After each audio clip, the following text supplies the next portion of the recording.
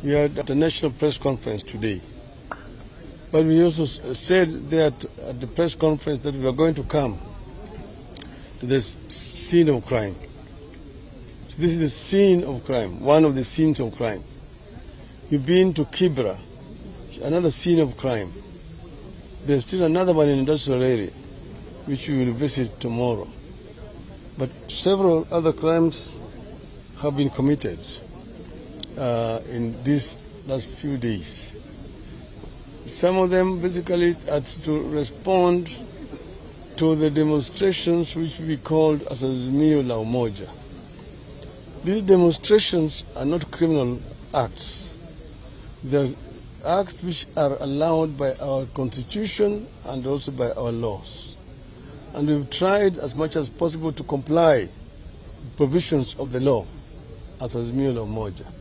So therefore, there should be no excuse whatsoever for somebody to go and invade an individual's property in this manner. We have been told already here by the people who are here that those who came here were transported. They are not residents of this ward or this region constituency. They are foreigners, strangers who have been transported to come here for the purposes of invading this farm and then occupying it. And it must be something that has been planned for over a long period of time. The reason is that I have here a printed certificate. It's called Northlands Settlement Scheme Ownership Certificate. This is to certify that the holder of this certificate, so and so and so and so on, the details are there to see. This could not have been done yesterday or the day before yesterday. It means that this matter was planned a long time ago. And yesterday was just an occasion to invade and then to give the people these ownership certificates. This is what is going to happen. This is an act of crime. It's somebody who can conceive an idea of grabbing a land belonging to a Kenyan in this manner cannot be said to be a leader of a government. If this is something that is being done under the auspices of a deputy president of this country must be very sorry indeed. We are being accused of being anarchists. I don't think that this kind of acts can escape anarchism. We ourselves have complied with all the laws of the land. But these people are breaking everything in the book. What they're trying to do here is criminal, which must stand condemned in the strongest terms possible by Azimio la Umoja. And we condemn this act. It's also an act of thuggery, an act of hooliganism, and an act which is very primitive indeed. But we want to say also that we are not going to be intimidated by this kind of acts. We will not be diverted. We really feel sorry for the owner of this property, what has happened here. But these kind of violations are happening all over the place. A number of our officials are now being arrested and charged with fictitious charges because of participating in these demonstrations. Some are being charged with anti-terrorism acts. It's all fictitious, but it all meant or intended to intimidate us. But we will not be deterred. Not be deterred. Me and my colleagues here, Mazimio, have come here to see firsthand what has happened to this farm, and also to express on behalf of all the millions of supporters of Azimio that we stand in solidarity with the owners of this land for what had happened here, and say that this cannot be done in the name of Mau Mau. Mau Mau was a movement for liberation of this country. Mau Maus were never fought against fellow Africans. Mau Mau was supposed to liberate this country from the occupation by colonialists who had grabbed our land. That is what it was intended for. So anybody who claims to be a descendant of Mau Mau must be a true Kenyan patriot. You cannot be an anarchist. You cannot promote land grabbing and say that you are a descendant of Mau Mau.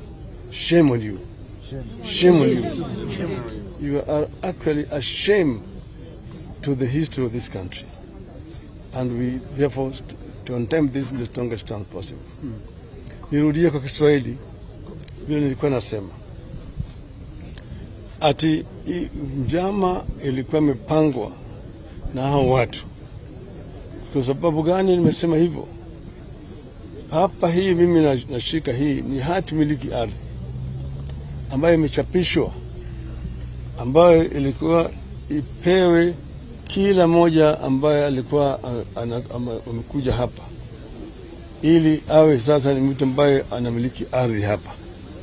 Hii certificate haikuchapishwa jana, walikuja na hii tayari kama imekuwa imeshachapishwa vile mnaviona hapa. Hapa watu walikuwa ni wavamizi kamili ya ardhi, na tuna thibitisho ya kwamba walikuwa mpango ilipangwa na Bwana Rigathi Gachagua, Bwana Kimani Ichung'wah, Bwana Ndindi Nyoro. Hao ndio watu ambao walikuwa ndani ya hii njama ya kuvamia hii shamba. Wao wenyewe kila mara kwa mara wasema ni watoto wa Mau Mau. Labda wanaweza kuwa watoto au watukuu, lakini mimi nasema sidhani kama mtoto wa Mau Mau anaweza kushiriki kwa uvamizi na unyakuzi wa mashamba. Mau Mau ilikuwa ni chama ambao ilikuwa inapigania haki ya wananchi wa Kenya. Ilikuwa nataka wazungu waondoke, wachie wa Kenya nchi yao, sio kunyakua ardhi kutoka kwa Afrika wenzao. Kwa hivyo hii ni aibu sana, tena wanahibu na wanakashifu jina ya Mau Mau. Tunasema shetani ashindwe. Tunajua njama yao, lakini tunasema kama wanaazimio, hao watu hawawezi kututisha kamwe. Hatutatishwa, tutazidi kupigania haki ya Wakenya, tutazidi kupigania mambo ya gharama ya maisha ya Wakenya, tutazidi kupigania mambo ya uchaguzi ili ukweli ijulikane. Kwa sababu tumesema tunataka sava zifunguliwe. Tunataka vile mambo ya kuundwa kwa tume ya uchaguzi ifanywe kwa njia ambayo inafaa. Lakini haya sasa ni tofauti na haya. Hapa tumesema ingawaje umefanya hii sio mwisho. Tumesema pole kwa wale ambao wameathirika hapa, lakini Mungu atakuwa na wao. Vile vile kule katika industrial area walifanya namna hiyo kwa kiwanda kingine huku chini. Tutaenda huko kesho. Lakini kwa hapa mimi na wenzangu hapa tumesema pole sana kwa wakaji wa hapa kwa yale ambayo yalikufanyika jana. Shukrani. Na labda swali pengine, umezungumza na familia ambayo imeweza kuathirika, na labda semi wao ni upi hasa, ikiaminika kwamba ni mali ya familia yaliyekuwa Rais Uhuru Kenyatta? Sisi hatujaongea na Bwana Uhuru Kenyatta. Hatujakuja hapa kwa sababu ya Bwana Uhuru Kenyatta. Sisi tulipata habari ati shamba ilivamiwa hapa, na watu walikuja hapa, watu karibu watu 500 waliletwa hapa, na tuliona kwenye runinga moto kitoketea hapa, na tukasema tutakuja. Na Bwana Uhuru Kenyatta hayuko Nairobi, lakini tumesema pole kwake na jamii yake kwa yale ambayo imefanyika hapa. Tumesema kwa muda yote kutoka jana asubuhi hadi usiku masaa ya kwenda hewani, hakuna askari alikuwa amefika katika hii maeneo. Sijui kama kuna hisia kwamba kutakuwa na shida hapo baadaye. Tunasema askari hawakukuja. Na askari unajua ni watumishi wa umma, watumishi wa serikali. Kama mkubwa wa serikali ndio anahusika, sasa askari hawezi kuja. Mwenye umbwa hajatuma umbwa ashike mwizi, sasa umbwa anakaa tu. Kwa hivyo mimi sitaki hata kulaumu askari. Askari wakituma wanakuja. Kwa mfano sikia leo walikuja, kwa sababu jamaa waliona aibu ati ulimwengu yote sasa inalalamika. Ndio sasa askari wametuma hapa leo. Lakini kama ingekuwa ni njama imepangwa na wakubwa katika serikali, jana askari wangekuwa hapa. Wamekuja hawangekubali hiyo ifanyike. Lakini vile unasema, unajua iko kituo ya polisi hapo ndani ya shamba hii. Jana hakukuwa na watu huko.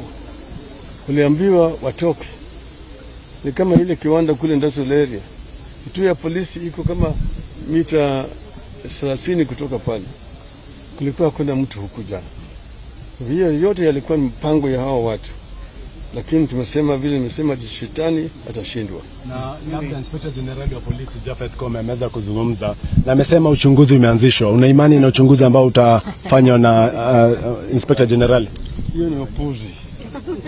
Hiyo ni upuzi na ujinga. Wafikiri Wakenya ni wajinga sana. Lakini wao ndio walisema ujinga iliisha Kenya. Wajinga waliisha Kenya. Sasa anataka kudanganya nani? Wakenya wote wanajua. Kenya wote wanajua. Kwa hivyo hiyo hata usiniulize hiyo swali.